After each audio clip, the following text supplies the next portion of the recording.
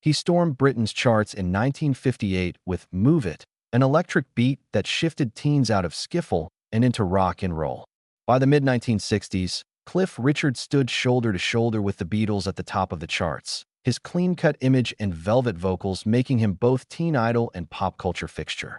He sold over 250 million records worldwide, starred in successful movies, hosted primetime specials, and toured arenas from London to Sydney with sold-out crowds chanting Cliff, Cliff. But around the turn of the millennium, that roar began to fade. His name disappeared from nightly news reports, his face vanished from magazine covers, and new radio hits dried up. What happened to Britain's biggest star? Why did Cliff Richard vanish from the spotlight? And why? Only now do we finally understand the reasons behind his retreat. It wasn't a single moment, but a convergence of forces. First, the musical landscape shifted dramatically in the late 1980s and 1990s. MTV's rise transformed pop stardom into a visual phenomenon, prioritizing youthfulness, shock value, and revolutionary sounds over classic songwriting. Artists like Madonna, U2, and then Nirvana reshaped expectations, and Cliff, now in his 40s, found it harder to compete with Gen Z icons in gym-fitted leather or denim jackets. Radio playlists pivoted to hip-hop, alternative rock, and dance beats, leaving less airtime for the ballad singer who once defined the term pop star. Second, Cliff himself grew weary of the relentless cycle. He'd been performing nonstop for nearly 4 decades, logging thousands of gigs in halls, theaters, and stadiums. The jet-lagged flights between Europe, Australia, and his annual residency in Las Vegas had ravaged his stamina. Backstage, rumors circulated of voice coaches scrambling to preserve his upper register and of medical advisors prescribing rest.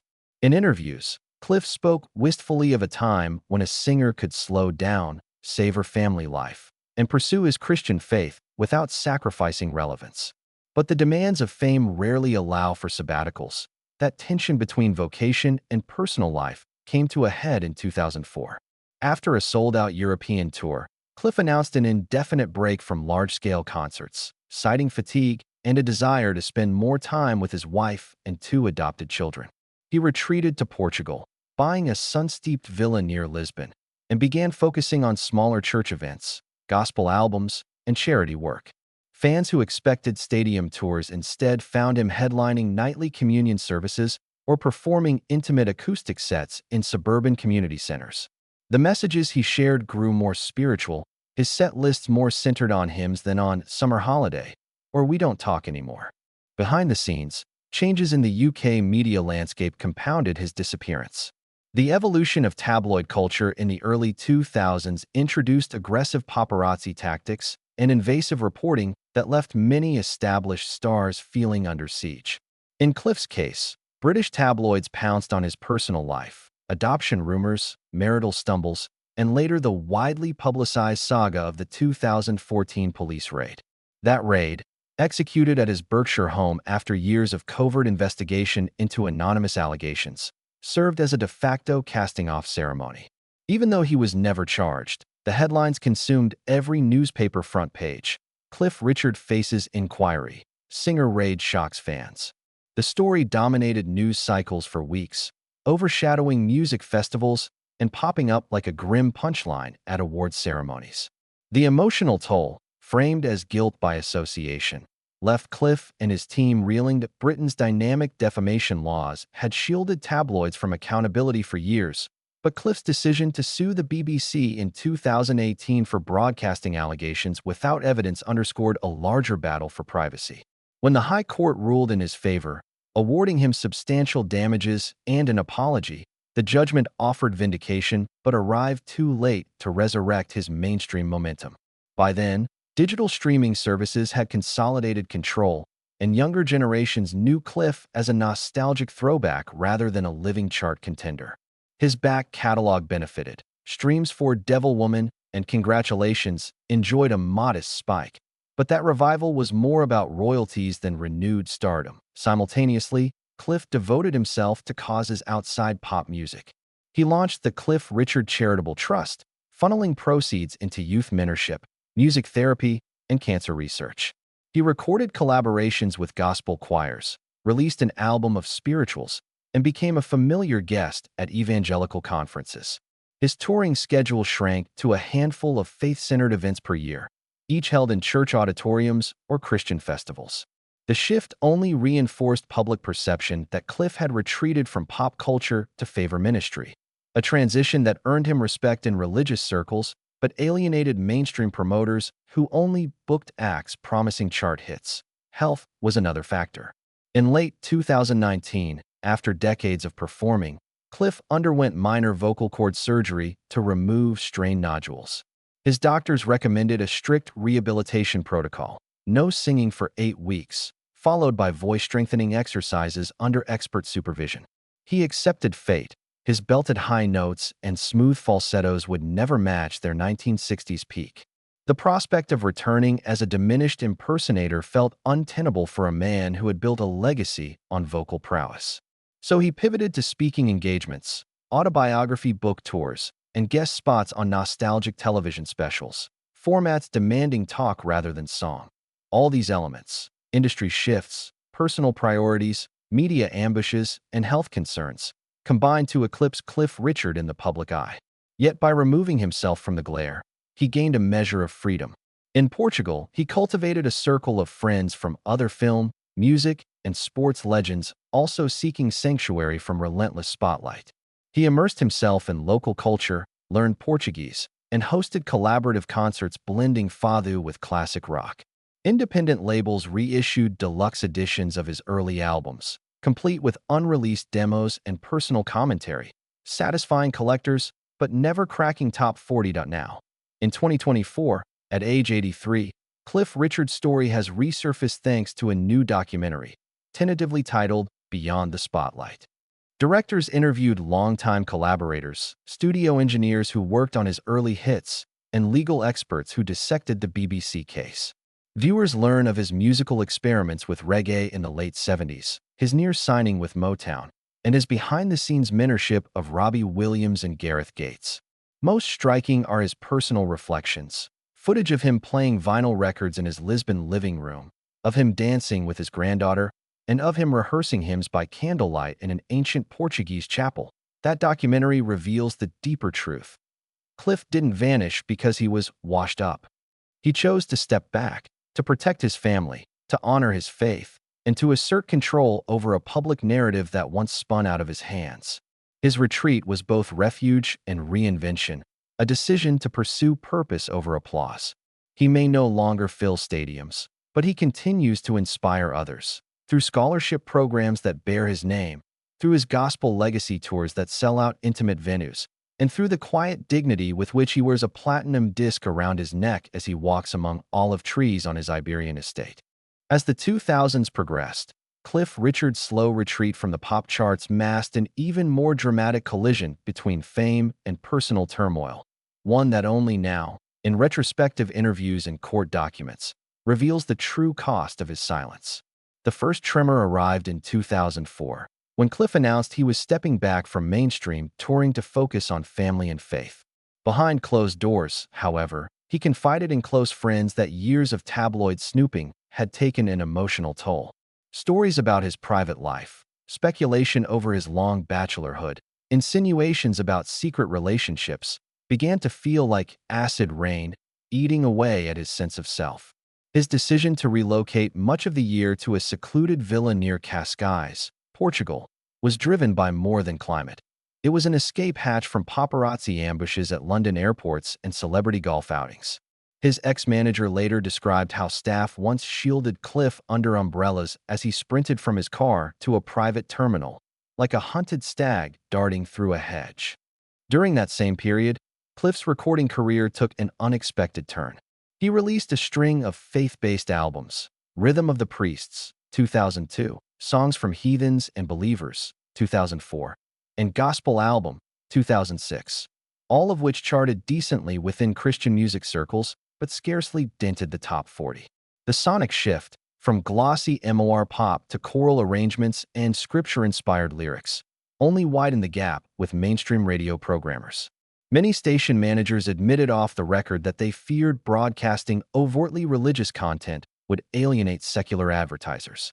Yet Cliff pushed on, financing gospel choirs, consulting pastors on lyric accuracy, and even co-producing mini-documentaries about the making of these albums.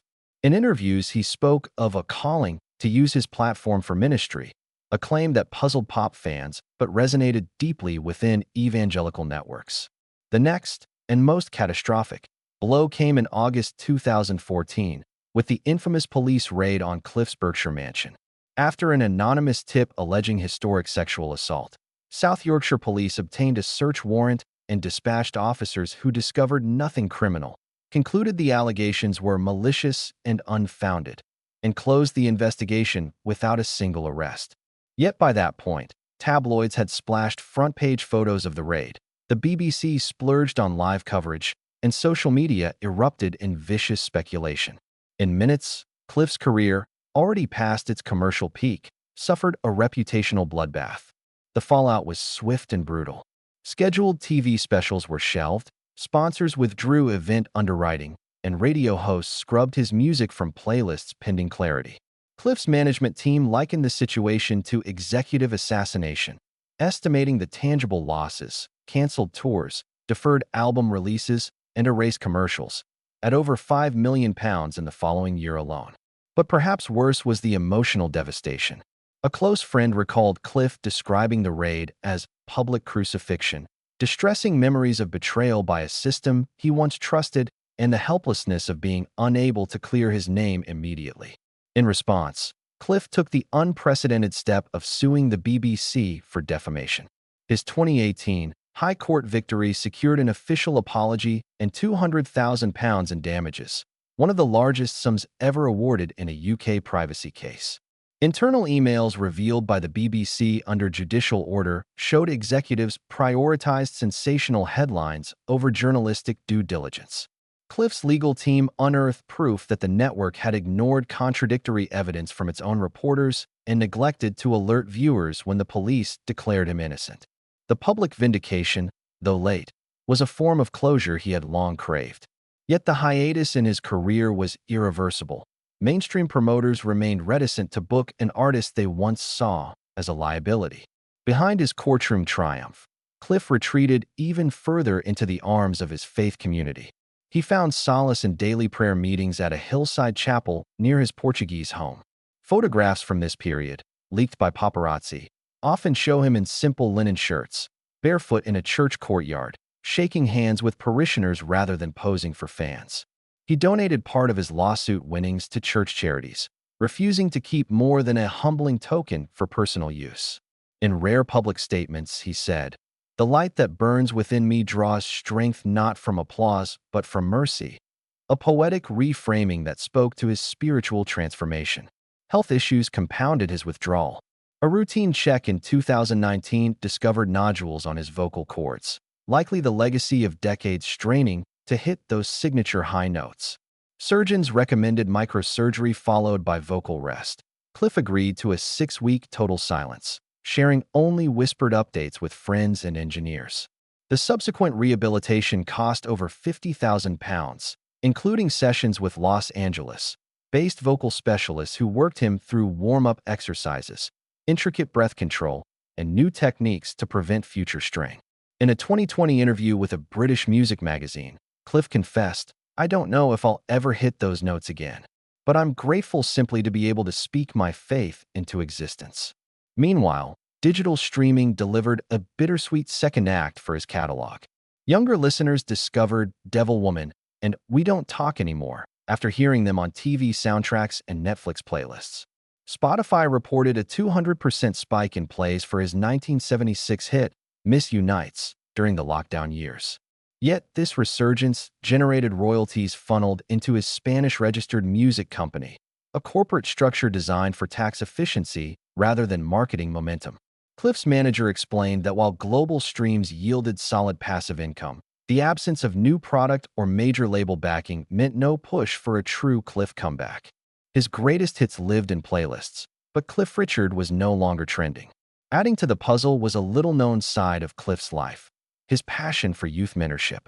As early as 2010, he had quietly funded singing scholarships at the Birmingham Conservatoire and backed community music workshops in struggling neighborhoods. In 2021, He expanded these programs in partnership with Britain's National Youth Music Theatre, underwriting summer residencies that enabled disadvantaged kids to perform in West End productions. His contributions, amounting to over £250,000 annually, went largely unpublicized, aligned with his preference for low-key generosity. Yet these grants created a ripple effect. Alumni of those workshops now appear in major musicals and TV dramas, citing Cliff's support as pivotal in their careers. This hidden legacy speaks to how Cliff channeled his waning pop stardom into enduring cultural investment.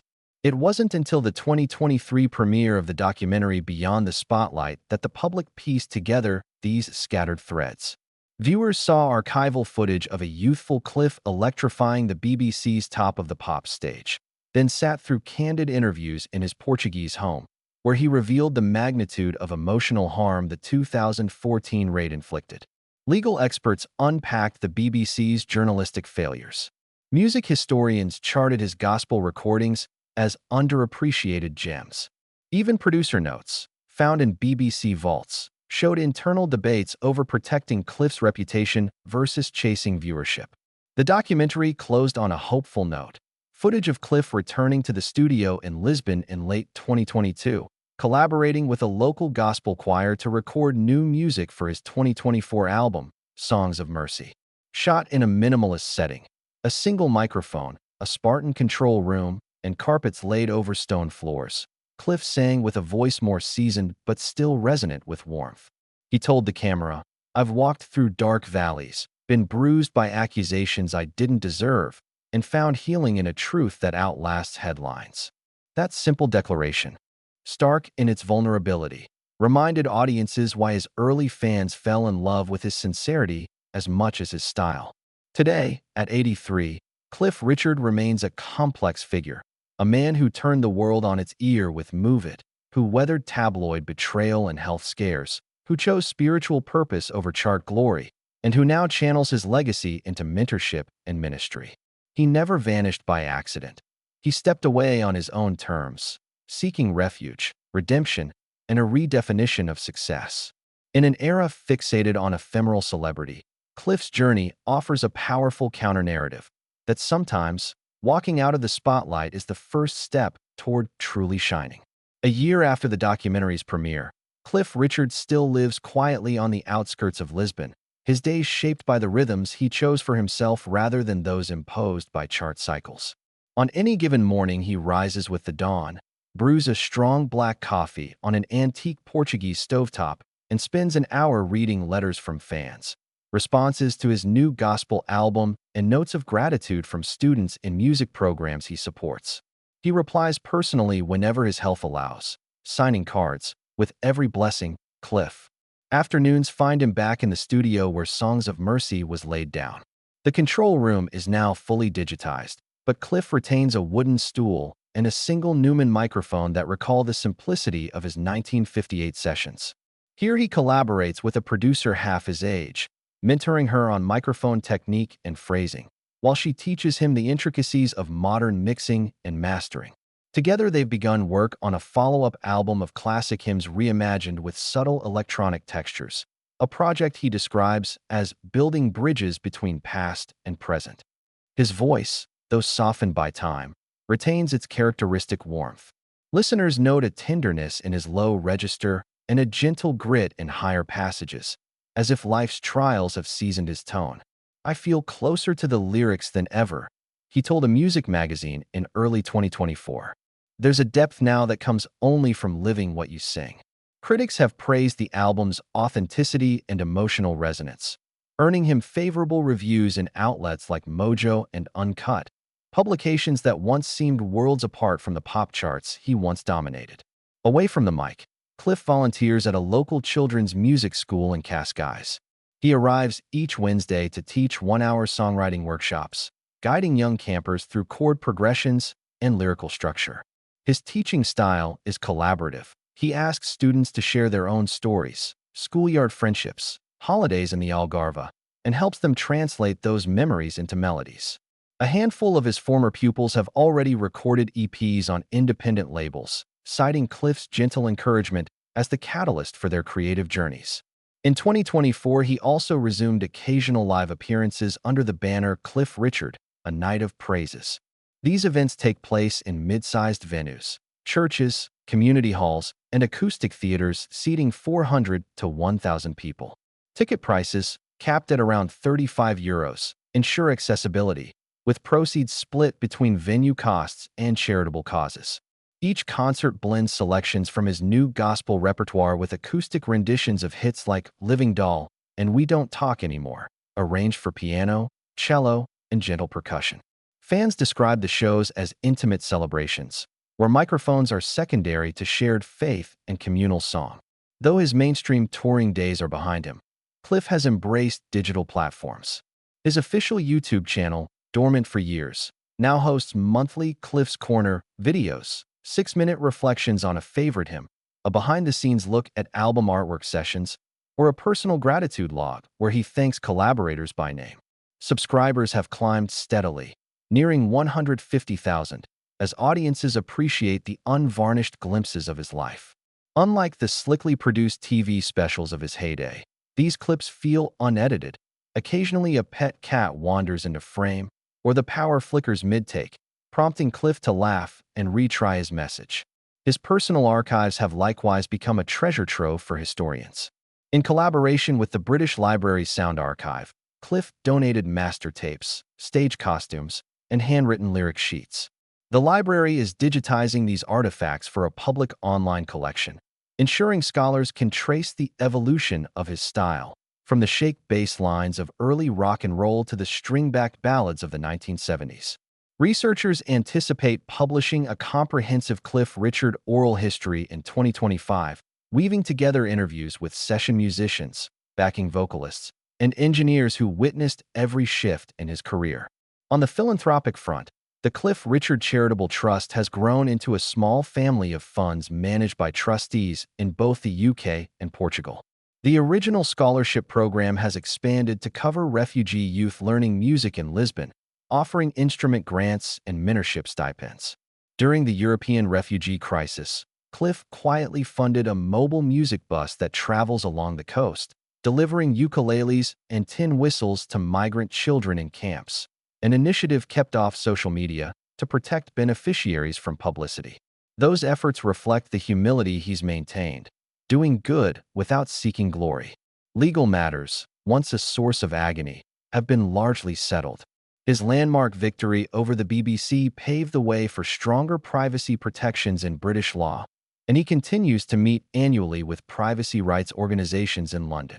He offers himself as a case study for responsible journalism, sharing insights on how unchecked rumors can devastate lives.